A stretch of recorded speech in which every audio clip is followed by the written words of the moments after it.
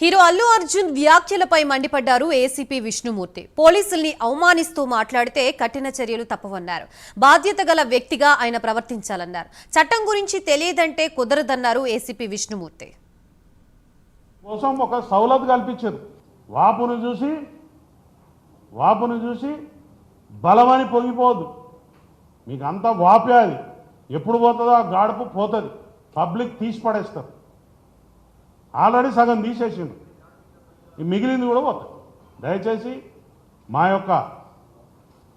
మా కుటుంబాల నుంచి ప్రతినిధిగా నేను మాట్లాడుతున్నా. పోలీసు వారిని కించపరిచేలాగా కానీ, అవమానించేలాగా కానీ, లేకపోతే బెదిరించేలాగా కానీ ఎవరైనా ప్రవర్తన చేస్తే మాత్రం అది మీ బొంద మీరే తవ్వుకున్నట్టు అవుతుంది.